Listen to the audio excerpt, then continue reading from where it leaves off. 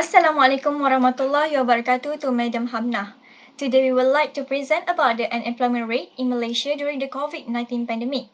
But before that, let us introduce ourselves first. My name is Nor Emilia binti Suhaini. My name is Muhammad Syami Hakim bin Shafi'i. My name is Muhammad Syed Nazrin bin Kamaluddin. My name is Alia Nurin Shafika binti Zamzam.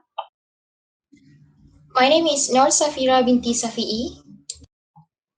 My name is Nuri Shasha Sarfina binti Rizai. In this era of globalization, a virus has invaded our country called the coronavirus, or better known as COVID-19. This virus has come from Wuhan, China. COVID-19 has given a significant impact on economic development worldwide. In order to reduce the spread of the COVID-19 virus, a few countries have to take action by performing lockdown, including Malaysia, called Movement Control Order (MCO). This virus not only affects human health but also affects the unemployment rate in Malaysia. What is unemployment? Unemployment refers to individuals who are seeking a job and employable but unable to find a job. Unemployment does not only mean the person does not have a job. It also includes people working in fields that do not have their expertise, as well as according to the current situation of an economy. There are four types of unemployment, which are structural employment, frictional unemployment, seasonal unemployment, and cyclical unemployment. Above all, Malaysia's unemployment rate has increased due to several reasons during the COVID-19 pandemic.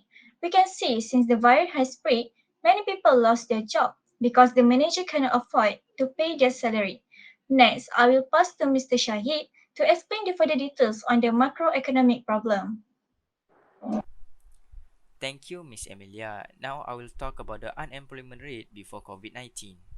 Once a developing nation, Malaysia is actively aspiring to be the world best. In order to expand the Malaysian economy, the government has done several big things, one of which is to build skyscrapers such as KLCC Twin Towers to increase job opportunity for people. Unfortunately, this pandemic caused the country growth to stop and the economy to collapse, as some businesses could not afford to pay workers' wages. The population also had to be unemployed. The effect of COVID-19 on the economy of Malaysia can be reflected by the high unemployment rate. There is a huge gap between Malaysia unemployment data then and now. The unemployment rate is stable in range of 3.0% to 3.4% based on unemployment figure in Malaysia around 10 years ago. In January 2020, Malaysia managed to reduce the unemployment rate by 0.1% from the previous year, which is 2019, with an unemployment rate of 3.3%. Malaysia also aimed to construct several more skyscrapers to boost the economic sector of the country in order to continue standing out in the world. Malaysia was renowned for its attractive tourist destination before this pandemic spread. It also drew international visitors to visit Malaysia. The tourism industry, which play an important role in a national economy, is also one of the key sources of national income. The tourism industry is also one of the sectors that provide many jobs opportunities and allow people to some degree to meet the cost of living and reduce the national unemployment rate. Unfortunately, the tourism sector is now shrinking and can only draw the community's interest in becoming tourists to ensure its continue. To conclude, there are many bright opportunities to become one of the great economies in Malaysia. Malaysia is also one of the countries with the world's lowest unemployment rate. If there is no such outbreak, there are so many economic modifications that can be made. Now, I will pass to the next presenter, Ms. Safira. Thank you, Mr. Shahid. Now I will continue with the current unemployment in Malaysia. Due to COVID-19, the government has declared a movement control order to fight the pandemic have resulted in economic shutdown, leaving many out of work and many of them lost their job due to some of their occupation as entire sector are closed down.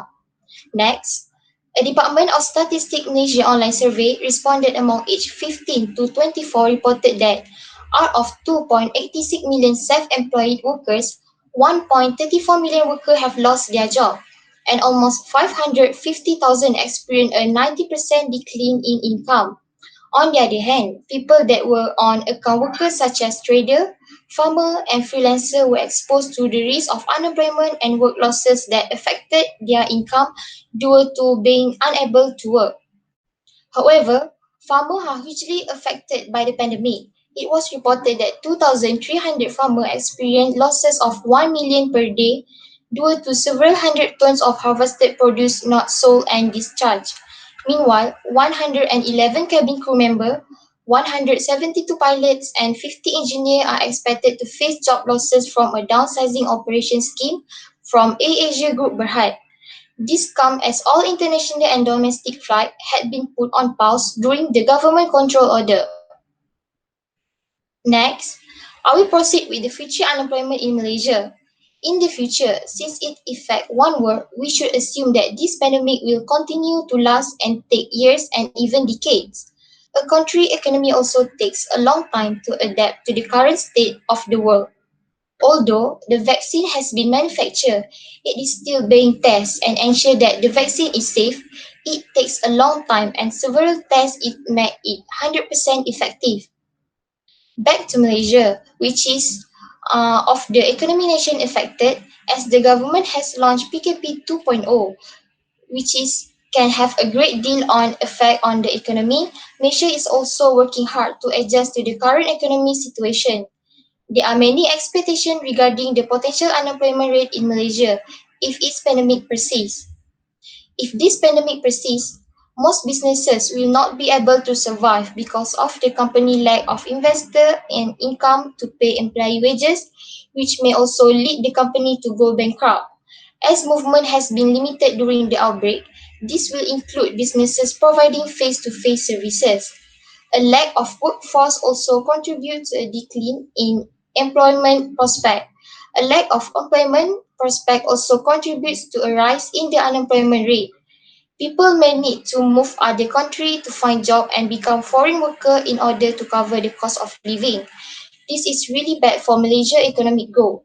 To avoid this from occurring, the government should play an important role in thinking about alternative. That's all from me, Safira, and now I will pass to the next presenter, Mr. Shahid. Thank you. Thank you, Ms. Safira. I will continue about the next point. Next, discussion on the future of work have centered on how machine learning, artificial intelligence AI, and robotics are among the key driving forces behind economic growth in order to adapt to this situation. This may lead to the replacement of human workforce with machine. In general, since technological changes make it possible to produce at lower cost, a direct effect of innovation is technological unemployment. Robot brings a lot of advantages than it disadvantages to the workplace. They can enrich a company ability to succeed better than human employees. Robot can perform tasks that most human could not possibly do it, such as work in hazardous condition, such as toxic chemicals, and they are capable of lifting heavy loaded without injuries. Most analyses estimate future impact on unemployment, with some studies predicting that as many as 50% of all workers are at risk of losing their jobs to automation. In 2015, some 18,000 people from the banking industry lose their job due to the introduction of disruptive technology. As Malaysian Employees Federation Executive Director Datuk Samsudin Bardan terms it. In conclusion, although the pandemic may be stopped in the future, the unemployment rate in Malaysia will still rise in the future. This also involves countries affected by the pandemic. The government must take this situation as a lesson and as a starting point for Malaysia's economy to grow. Now, I will pass to the next presenter, Ms. Shasha. Thank you. Thank you, Mr. Shahid. So now I will explain how the government can solve the problem of unemployment during COVID-19 in Malaysia. As we know, the government has taken suitable measures to reduce the high unemployment rate that could drag the country into crisis if the spread of COVID-19 takes longer to handle. First of all, the government should protect the employment of Malaysians. It is the implementation of the wage subsidy program at the height of the movement control order, where it gave business, particularly small and medium enterprise, that is the nation's largest employer. The initiative to aid workers economically impacted by the pandemic has two goals, which is to ensure that employers are able to continue to work and at the same time to prevent employees from losing their work. The second method that the government decreases unemployment is by fiscal policy. Through the expansion of fiscal policy, the President and Congress create job opportunities by increasing expenditure on government programs. The government policies may also provide people with more income to invest by lowering taxes. Many people have been given jobs opportunities by the government. So there are a lot of things they can do to safeguard themselves from unemployment. Higher level of degrees or specialized preparation for an in-demand occupation is a successful step. They can also look for other ways to improve their competitive edge throughout their careers. Lastly, the way to build decent work should be the government's key agenda today. Effective job creation means the improvement of basic, qualified, and low-paying jobs with a quality and higher performance apart from the strategy of providing employment in new industries. The use of technology and automation needs to be stepped up in order to add quality to low-skilled workers. It means that automation reorders the true sense of job using modern strategies. For example, the government can decrease the number of foreign employees as security guards by using a CCTV that can be handled by a Malaysian citizen guard. The number of foreign employees can be decreased by using machinery and technology in the commodity and plantation industries.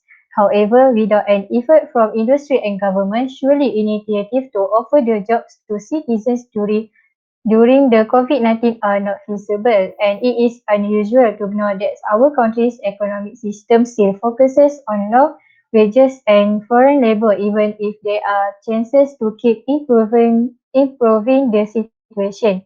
That's all from me, Shasha. And now I will pass to the next presenter, Mr. Shahmi. Thank you. Thank you, Ms. Shasha, for the great explanation.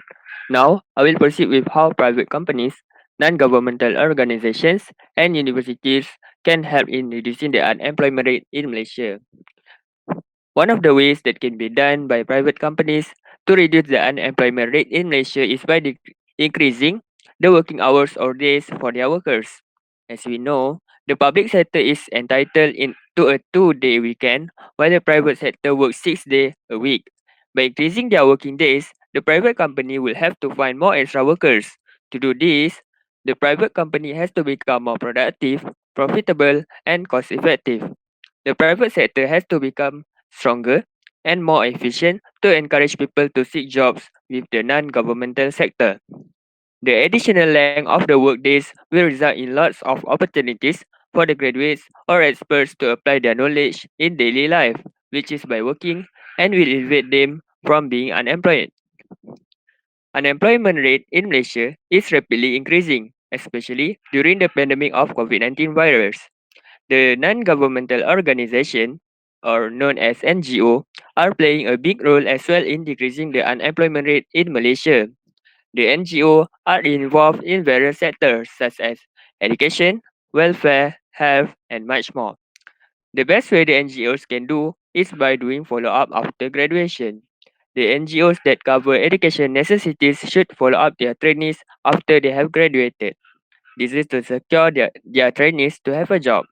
It can be said the NGOs are capable of preventing unemployment from increasing by doing various programs. To do this, the NGO employees need to be friendly to the rural population. Thus, the involvement of various NGOs should be encouraged together with the public sectors in order to reduce the unemployment problem in Malaysia. It is important for graduates to have several years of work experience, and this is one of the requirements in most jobs. To have several years of work experience is nearly impossible because students are required to get higher education first before involving in the world of work. At the same time, the cost of higher education is getting more costly. Education is important because education is needed to improve our knowledge and it influences the way of living. This burdensome kind of requirement in jobs has resulted in a high rate of unemployment among the graduates. It is possible to be achieved if the universities collaborate further with public or private sectors.